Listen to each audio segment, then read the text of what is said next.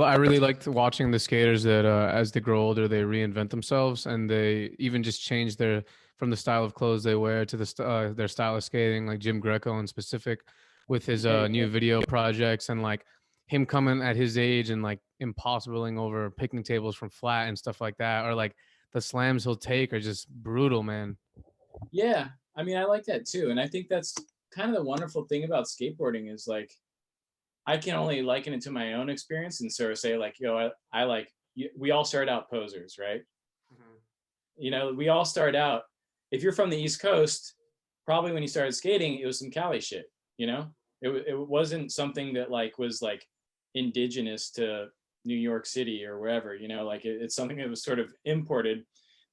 And I like that you learn a language, there's fashion, there's style, there's tricks, there's like shape of boards, all this shit we care about, graphics, and that all helps to kind of like make us think aesthetically about that, so that like, yeah, when you have someone like Greco, you can sort of trace those different phases, right? Like he had the sort of like, little flannel wearing kid in the Spitfire video talking about like buying pornos, eating saltines, to like the Jeremy Klein clone in early Birdhouse days, and then it's like this punk shit with Ali Boulala, like wannabe Sid Vicious, Johnny Thunders, like LA hair metal, like all this crazy shit, like, and now he's like this funny kind of Vince Gallo like Guido Mhm. dude, still making like amazing like film projects and still pushing himself on a skateboard. I think it's incredible. I mean, it's like it's so corny, but it's also so inspiring, you know?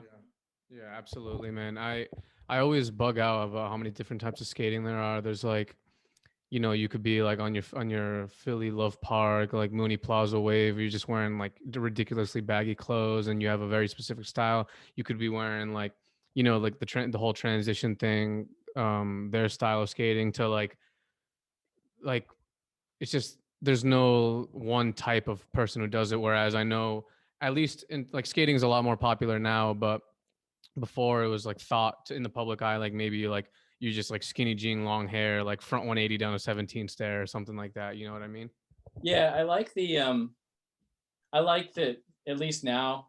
I suspect that there are always sort of like different types of skaters and different types of skating being done, obviously.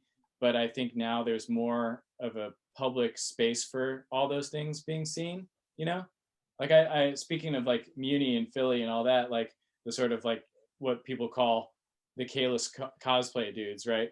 Like I love those dudes, right? Like I think fucking Brian Panbianco and all the shit he does with those videos is like amazing. And I heard him interviewed once last summer, and he was talking about he like wants his footage, wants the tricks he's doing, the spots he's skating to like seamlessly match with the shit from like 1999, like a Kalis part, from like photosynthesis. Like he wants that same vibe, that same era.